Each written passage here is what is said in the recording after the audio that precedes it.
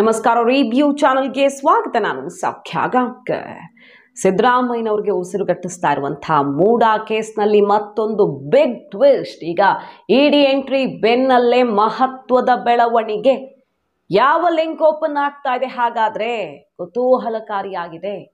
CM 14 site return ಮಾಡಿಬಿಟ್ರು, ಮುಗದೇ ಹೋಯ್ತಾ ಅನ್ನುವ ಚರ್ಚೆಯೂ ಒಂದು ಕಡೆ ನಡೀತಿರುವಾಗ, ಇನ್ನೇನು ರಿಟರ್ನ್ ಮಾಡಿಬಿಟ್ಮೇಲೆ ಇನ್ನೇನಿದೆ ಕೇಸಲ್ಲಿ ಅನ್ನುವ ವಾದವನ್ನು ಮಂಡಿಸ್ತಿರೋ ಹೊತ್ತಲ್ಲಿ ಮತ್ತಷ್ಟು ಸಂಕಷ್ಟದ ಸುಳಿವು. ಮತ್ತೊಂದು ಕಡೆ ಸಿದ್ದರಾಮಯ್ಯನವರ ವಿಡಿಯೋ ಈಗ ಬ್ಲಾಸ್ಟ್ ಆಗಿದೆ. ಮಾಹಿತಿನ ಮುಂದೆ ಇಡ್ತಾ ಇದೀವಿ. ಮಿಸ್ ಮಾಡಿದ್ರೆ ನಮ್ಮ ಚಾನಲ್ನ ಸಬ್ಸ್ಕ್ರೈಬ್ ಮಾಡಿ, ನಿಮ್ಮ ಅಭಿಪ್ರಾಯ ಕಮೆಂಟ್ ಮಾಡಿ ತಿಳಿಸಿ. ವೀಕ್ಷಕರೇ, ಒನ್ ಬೈ ಒನ್ ನೋಡ್ತಾ ಹೋಗೋಣ. ಮುಖ್ಯಮಂತ್ರಿಗಳಿಗೆ ಒಂದಾದ ಮೇಲೆ ಒಂದು ಮುಜುಗರ. ಈಗ ಈ ರೀತಿ ಇಕ್ಕಟ್ಟಿನ ಪರಿಸ್ಥಿತಿ ಬರಬಹುದು ಅಂತ ಕನಸು ಮನಸ್ಸಲ್ಲೂ ಸಿದ್ದರಾಮಯ್ಯನವರು ಊಹೆ ಮಾಡೋಕೆ ಸಾಧ್ಯವೇ ಇಲ್ಲ. ಮೂಡ 14 ಸೈಟ್ಗಳ ವಿಚಾರ ಅಷ್ಟೇ ಅಲ್ಲ, ಈಗ ಬೇರೆ ಬೇರೆ ಬೇರೆ ಸಂಕಷ್ಟಗಳ ಸರಮಾಲೆಯೇ ಸುತ್ತಕೊಳ್ತಿದೆ ಸಿದ್ದರಾಮಯ್ಯ ಫ್ಯಾಮಿಲಿಗೆ. ನೋಡಿ, ಯತೀಂದ್ರ ಸಿದ್ದರಾಮಯ್ಯ ನೇರ ಇನ್ವಾಲ್ವ್ಮೆಂಟ್ ಇದೆ ಅಂತ ಅವರ ವಿರುದ್ಧ ಖಾಸಗಿ ದೂರನ್ನ ದಾಖಲಿಸುವಂಥ ತಯಾರಿ ಅದು ಕೂಡ ಆಗ್ತಾ ಇದೆ. ಇಡಿ ಎಂಟ್ರಿ ಆಗಿರೋದ್ರಿಂದ ಸಿದ್ದರಾಮಯ್ಯನವರ ಪತ್ನಿಯನ್ನ ಇಡಿ ಅಧಿಕಾರಿಗಳು ವಿಚಾರಣೆಗೆ ಅನಿವಾರ್ಯವಾಗಿ ಕರೆಸ್ಕೊಳ್ಬೇಕಾಗುತ್ತೆ. ಅವ್ರ ಹೆಸರಲ್ಲಿ ಇರೋದಲ್ವಾ ಅದು. ಮುಖ್ಯಮಂತ್ರಿಗಳಿಗೆ ನೋಡಿ, ಪತ್ನಿಯನ್ನ ಇಡಿ ಕಚೇರಿಗೆ ಅಲ್ದಾಡೋ ರೀತಿ ಮಾಡಿದ್ರು ಅನ್ನುವಂಥ ಒಂದು ಕಳಂಕ, ಅದು ಬಹಳ ಬೇಸರದ ವಿಚಾರ ಆಗಿಬಿಡಬಹುದು. ಇದೆಲ್ಲ ನೈತಿಕವಾಗಿ, ರಾಜಕೀಯವಾಗಿ, ಭಾವನಾತ್ಮಕವಾಗಿ ಎಂತಹ ಸಂಕಷ್ಟದಲ್ಲಿ ಸಿಕ್ಕಾಕೊಂಡಿದ್ದಾರೆ ಸಿದ್ದರಾಮಯ್ಯನವರು ಒಂದು ಕ್ಲಿಯರ್ ಆಗಿ ಗೊತ್ತಾಗ್ತಿದೆ. ಈ ಹೊತ್ತಲ್ಲಿ ಇಡಿ ಕೊಡ್ತಿರುವ ಆಘಾತ ಏನು ನೋಡಿ. ಇನ್ನೊಂದು ಕೇಸ್ ಈಗ ದಾಖಲಾಗಿದೆ. ಒಂದು, ಈ 14 ಸೈಟು ಸಿದ್ದರಾಮಯ್ಯನವರ ಮೂಡ ಸಂಬಂಧಪಟ್ಟ ಬೆಳವಣಿಗೆಯಲ್ಲಿ ECIR ಆಯಿತು, ಒಂದು ಕೇಸ್ ಆಯಿತು ನಿನ್ನೆ.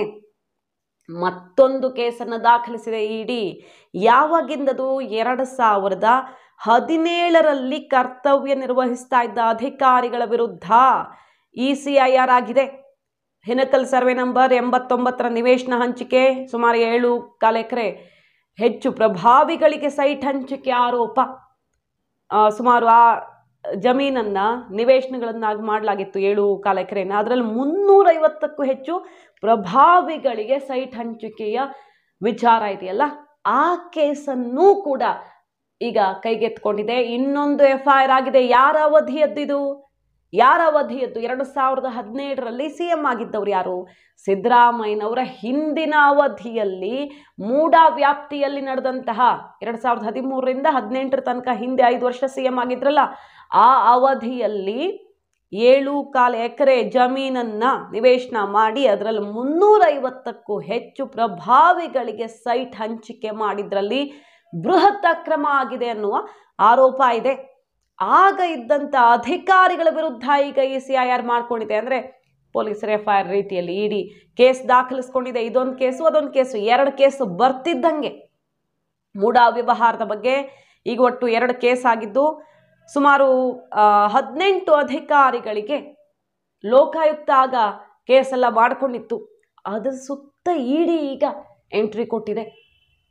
ಆಲ್ರೆಡಿ ಇದು ಆರೋಪ ಎದುರಿಸಿದ್ದಂಥ ವಿಚಾರ ಲೋಕಾಯುಕ್ತಕ್ಕೆ ಹೋಗಿತ್ತು.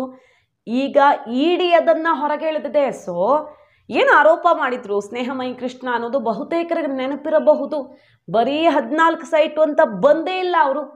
ಶುರು ಮಾಡಿದ್ದೆಲ್ಲಿಂದ? ಸ್ನೇಹಮಯಿ ಕೃಷ್ಣ ರಾಜ್ಯಪಾಲರಿಗೆ ದೂರು ಕೊಟ್ಟು ವಿಶೇಷ ಕೋರ್ಟ್ಗೆ ಹೋದಾಗ ಮೊದಲು ಹೇಳ್ತಾ ಇದ್ದಿದ್ದೇನು ಅಂತ ಮರ್ತು ಹೋಗಿರಬಹುದು ಬಹುತೇಕರಿಗೆ. 14 ಸೈಟು ಅದೆಲ್ಲ ಅವರು ಮೊದಲು ಹೈಲೈಟ್ ಮಾಡ್ತಾ ಇದ್ದಿದ್ದು 1000 ಗಟ್ಟಲೆ ಸೈಟ್ಗಳನ್ನು ತಮ್ಮ ಆಪ್ತರಿಗೆ ಕೊಡಿಸಿದ್ದಾರೆ. ಶಿಫಾರಸು ಮೂಲಕವೋ, ಟಿಪ್ಪಣಿ ಮೂಲಕವೋ, ಅಥವಾ ಯಾರದ್ದೋ ಅವ್ರದ್ದಲ್ಲ ಮತ್ತೊಬ್ಬರ ಹೆಸರಲ್ಲಿ ಡಿನೋಟಿಫಿಕೇಶನ್ ಮಾಡಿಬಿಡೋದು, ಇಂಥದ್ದೆಲ್ಲ ಆಗಿದೆ ಅಂತ ಸ್ನೇಹಮಯಿ ಕೃಷ್ಣ, ಗಂಗರಾಜು, ಇನ್ನು ಸುಮಾರು ಜನ ಅಲ್ಲಿ ಆರೋಪ ಮಾಡಿದ್ದನ್ನು ನೆನಪು ಮಾಡಿಕೊಳ್ಳಬಹುದು. ಅಬ್ರಹಾಂ ಸೇರಿದಂತೆ ಇದರ ಸುತ್ತ ಬಹಳಷ್ಟು ವಿಚಾರಗಳಿವೆ ಅಂತ ಆರೋಪ ಮಾಡಿದ್ದನ್ನು ನೆನಪು ಮಾಡಿಕೊಳ್ಳಬಹುದು.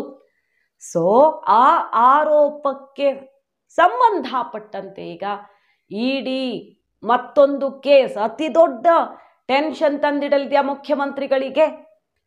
ಈಗ BJP ಅವಧಿಯಲ್ಲೂ ಮೂಡ ಅಕ್ರಮ ಆಗಿದೆ ಅಂತ ಕಾಂಗ್ರೆಸ್ ಹೇಳ್ತಾ ಇದೆ, ಜಟಾಪಟಿ ಆಗ್ತಿದೆ. ಸ್ವತಃ BJP ನಾಯಕರೇ ಅದನ್ನು ಹೇಳ್ಕೊಂಡಿದ್ದು ಮೈಕಲ್ಲಿ ಆನ್ ಇದೆ ಅಂತ ಗೊತ್ತಿಲ್ಲದೆ ಮಾತಾಡು ವೈರಲ್ ಆಗಿದ್ದೆಲ್ಲ ಆಗಿದೆ. ಎಲ್ಲರ ಅವಧಿಯಲ್ಲೂ ಆಗಿದೆ ಮೂಡ ಅಕ್ರಮ ಅಂತ. ಎಲ್ಲ ಅವಧಿಯದ್ದು ಆಗಿರ್ತಾರ ಕೇಸ್ ಹೋಗುತ್ತಾ?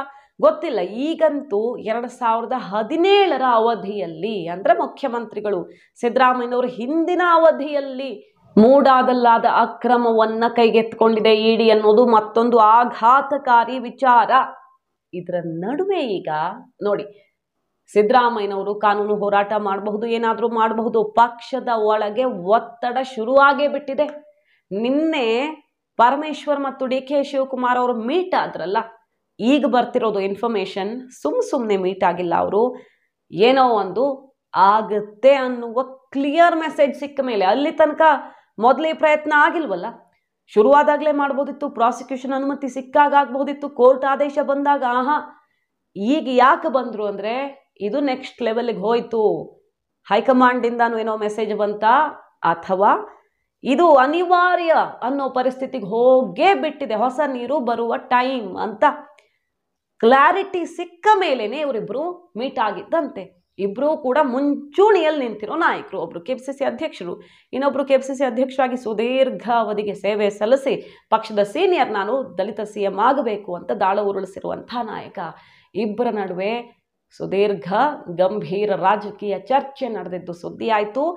ಈಗ ಮೂಲಗಳಿಂದ ಬರ್ತಿರೋದು ಅವ್ರಿಗೆ ಪಕ್ಕಾ ಇನ್ಫಾರ್ಮೇಶನ್ ಸಿಕ್ಕ ಮೇಲೇನೆ ಭೇಟಿಯಾಗಿದ್ದು ಏನೋ ಒಂದು ದೊಡ್ಡದಾಗೋದಿದೆ ಅಂತ. ಸಿದ್ದರಾಮಯ್ಯನವರು ಕಾರ್ಯಕ್ರಮ ಕ್ಯಾನ್ಸಲ್ ಮಾಡ್ತಾರೆ, ರಾತ್ರೋರಾತ್ರಿ ಸೈಟ್ಗಳನ್ನು ವಾಪಸ್ ಕೊಡೋ ಪ್ರಯತ್ನ ಎಲ್ಲ ಆಗುತ್ತೆ ಅಂದರೆ ಏನಕ್ಕೆ? ಅದು ಕುತ್ತಿಗೆಗೆ ಬರ್ತಾ ಇದೆ. ಮತ್ತು ಸೈಟ್ ರಿಟರ್ನ್ ಮಾಡೋದ್ರಿಂದ ಕೊನೆ ಪಕ್ಷ ಬಂಧನ ಆಗದಂತೆ ತಡೆಯಬಹುದಾ ಅನ್ನುವ ಪ್ರಯತ್ನ ಅಂತಲೇ ಈಗ ಎಕ್ಸ್ಪರ್ಟ್ಗಳು, ಕಾನೂನು ತಜ್ಞರುಗಳು ಇದ್ರ ಬಗ್ಗೆ ವಿಶ್ಲೇಷಣೆ ಮಾಡ್ತಿರೋದು. ಬೀಸೋ ದೊಣ್ಣೆಯಿಂದ ಏನಾದರೂ ಪಾರಾಗಬಹುದಾ ಅನ್ನೋ ದಾರಿ ಹುಡುಕ್ತಿದ್ದಾರೆ ಮುಖ್ಯಮಂತ್ರಿಗಳು. ಇಲ್ಲಾಂದ್ರೆ ಇಷ್ಟೊತ್ತಿಗೆ ನಿಜವಾಗಿಯೂ ನಾನು ಇದರಿಂದ ಪಾರಾಗಬಲ್ಲೆ ಅನ್ನೋ ಕಾನ್ಫಿಡೆನ್ಸ್ ಇದ್ದು ಬಿಟ್ಟಿದ್ರೆ ಇಷ್ಟೊತ್ತಿಗೆ ಸುಪ್ರೀಂ ಕೋರ್ಟ್ಗೆ ಹೋಗಿರ್ತಿದ್ರು. ಸಿದ್ದರಾಮಯ್ಯನವರು ತೀರ್ಪು ಬಂದು ಎಷ್ಟು ದಿನ ಆಯಿತು? ಲೋಕಾಯುಕ್ತದಲ್ಲಿ FIR ಆಗಿದೆ, ಎಲ್ಲ ಆಗಿದೆ. ಇನ್ನು ಹೈಕೋರ್ಟ್ ವಿಭಾಗೀಯ ಪೀಠಕ್ಕೂ ಮೂವ್ ಆಗಿಲ್ಲ, ಸುಪ್ರೀಂ ಕೋರ್ಟ್ಗೂ ಮೂವ್ ಆಗಿಲ್ಲ. ಯಾಕಂದ್ರೆ ಅಲ್ಲೆಲ್ಲ ಹೋಗಿ ತೀರ್ಪನ್ನು ಎತ್ತಿ ಹಿಡಿದು ಬಿಟ್ರೆ ತಕ್ಷಣ ರಾಜೀನಾಮೆ ಕೊಡಬೇಕಾಗಬಹುದು, ನೈತಿಕ ಹೊಣೆ ಹೊತ್ತು ಅನ್ನುವ ಆತಂಕದಲ್ಲೇ ಹೋಗಿಲ್ಲ ಅಂತಲ್ವಾ ಕೇಳಿಬರ್ತಿರೋದು. ಮೇಲಿಂದ ಕೂಡ ಬೇಡ ಮೇಲ್ಮನವಿ, ಅಥವಾ ಹೋದ್ರೂ ಕೂಡ ತುಂಬ ಎಚ್ಚರಿಕೆಯಿಂದ ನಿಭಾಯಿಸಬೇಕು ಅನ್ನುವ ವಿಚಾರ ಕೇಳಿಬಂದಿದ್ದು. ಇಷ್ಟೆಲ್ಲ ಆಗ್ತಿದೆ ಅಂದರೆ ಸಿದ್ದರಾಮಯ್ಯನವ್ರಿಗೆ ಅತಿ ದೊಡ್ಡ ಸಂಕಷ್ಟ ಎದುರಾದಂತೆ ಕಾಣಿಸ್ತಾ ಇದೆ. ಮುಖ್ಯಮಂತ್ರಿಗಳು ಅನಿವಾರ್ಯವಾಗಿ ನಿರ್ಧಾರವನ್ನು ತಗೊಳ್ಬೇಕಾಗಬಹುದು. ಈ ಹೊತ್ತಲ್ಲಿ ಒಂದು ವಿಡಿಯೋ ಬ್ಲಾಸ್ಟ್ ಆಗಿದೆ ನೋಡಿ. ಮುಖ್ಯಮಂತ್ರಿ ಸಿದ್ದರಾಮಯ್ಯನವ್ರಿಗೆ ಸಂಬಂಧಪಟ್ಟ ಒಂದು ವಿಡಿಯೋ ಈಗ ಪ್ರತಿಪಕ್ಷಗಳಿಗೆ, ವಿರೋಧಿಗಳಿಗೆ ಭರ್ಜರಿ ಅಸ್ತ್ರವಾಗಿದೆ. ಏನು ಹೇಳಿದ್ರು ಹಾಗಾದ್ರೆ ಸಿದ್ದರಾಮಯ್ಯನವರು ಹಿಂದೆ, ಅದನ್ನು ಕೇಳಿಸ್ಕೊಳ್ಳಿ ನೋಡಿ. ಯಡಿಯೂರಪ್ಪ ಮತ್ತು ವಿಜಯೇಂದ್ರ ಅಂದರೆ ಅವರ ಫ್ಯಾಮಿಲಿಗೆ ಸಂಬಂಧಪಟ್ಟಂತೆ ಭೂಮಿಯನ್ನ ವಾಪಸ್ ಮಾಡಿದ್ದಾರೆ ಅಂದರೆ ಅಕ್ರಮವಾಗಿ ಪಡ್ಕೊಂಡಿದ್ರು ಅಂತಾನೆ ಅರ್ಥ ಅಲ್ವಾ? ಸೊ ಒಪ್ಪಿಕೊಂಡಿದ್ದಾರೆ ನೋಡಿ. ಲೀಗಲ್ ಆಗಿ ನಡೆದಿದ್ರೆ ವಾಪಸ್ ಮಾಡ್ತಿದ್ರ? ಇದೇ ಥರದ ಸಂದರ್ಭ ಅವತ್ತು ಯಡಿಯೂರಪ್ಪನವ್ರಿಗೆ, ಇವತ್ತು ಸಿದ್ದರಾಮಯ್ಯನವ್ರಿಗೆ ವಾಪಸ್ ಕೊಟ್ಟಿದ್ದಾರೆ ಭೂಮಿಯನ್ನ ಅಂದರೆ ತಪ್ಪನ್ನ ಒಪ್ಪಿಕೊಂಡಂತೆ, ಹೌದಾ ಅಲ್ವಾ ಅಂತ ಗಟ್ಟಿ ಧ್ವನಿಯಲ್ಲಿ ಗುಡುಗಿದ್ರು ಸಿದ್ದರಾಮಯ್ಯನವರು. ಅದೇ ವಿಡಿಯೋ ಬಿಟ್ಟಿವತ್ತು ವಿಜಯೇಂದ್ರ ಆ್ಯಂಡ್ ಟೀಮ್ ಬಿಜೆಪಿ ರಾಜೀನಾಮೆ ಕೊಡ್ತಿರೋ ಇಲ್ವೋ ಅಂತ ಪಟ್ಟು ಹಿಡಿದಿದೆ. ಮಕ್ಕಳಿಗೆ ಇಲ್ಲಿಗಲ್ ಆಗಿ ಕೊಟ್ಟಿದ್ದ ಸೈಟ್ ಅನ್ನು ಸರೆಂಡರ್ ಮಾಡಿದ್ದಾರೆ, ದುಡ್ಡು ತಗೊಂಡಿದ್ದಾರೆ. What does it mean? ತಪ್ಪು ಮಾಡದೇ ಇದ್ರೆ ಯಾಕೆ ಸೈಟ್ ನ ಸರೆಂಡರ್ ಮಾಡ್ಬಿಡ್ತಾ ಇದ್ರು? ಕಾನೂನು ಬಾಹಿರವಾಗಿ ಮಾಡಿರೋದ್ರಿಂದ ಸೈಟ್ ಅನ್ನು ವಾಪಸ್ ಕೊಟ್ಟಿರೋದು. ಮತ್ತೆ ಅವರೇ ತಪ್ಪು ಒಪ್ಕೊಂಡಿದಾರಲ್ಲ. ಈಗ ನಾವು ಕೇಳಬೇಕಾಗಿಲ್ಲ, ಬಿಜೆಪಿಯವರಲ್ಲ, ಕಾಂಗ್ರೆಸ್ನಲ್ಲೇ ಓಪನ್ ಆಗಿ ಸಿದ್ದರಾಮಯ್ಯ ರಾಜೀನಾಮೆಗೆ ಒತ್ತಾಯ ಶುರುವಾಗಿದೆ ಅನ್ನೋ ಸುದ್ದಿ ನಮಗೆ ಸಿಕ್ಕೇ ಬಿಟ್ಟಿದೆ. ಇನ್ನು ಪರಮೇಶ್ವರು ವಹಿಸ್ಕೊಳ್ಳಲ್ಲ, ಡಿ ಕೆ ಶಿವಕುಮಾರ್ ವಹಿಸ್ಕೊಳ್ಳಲ್ಲ, ಟೈಮ್ ಮುಗಿದು ಹೋಯ್ತು ಸಿದ್ದರಾಮಯ್ಯನವರೇ ಅಂತ ಗುಡುಕ್ತಿರೋದು. ಕುತೂಹಲಕಾರಿ ಹೇಳಿಕೆಗಳು ಕೂಡ ಬರ್ತಿವೆ. ಪರಮೇಶ್ವರ್ ಅವರು ವಹಿಸ್ಕೊಂಡೆ ಸ್ವಲ್ಪ ತಡ ಆಯಿತು, ಬಟ್ ಸರಿ ಇದೆ ನಿರ್ಧಾರ, ಸೈಟ್ ವಾಪಸ್ ಕೊಟ್ಟಿದ್ದು ಬಹಳ ಒಳ್ಳೆಯ ತೀರ್ಮಾನ, ಬಟ್ ತಡ ಆಯಿತು ಅನ್ನೋ ರೀತಿಯಲ್ಲಿ ಹೇಳ್ತಿದ್ದಾರೆ.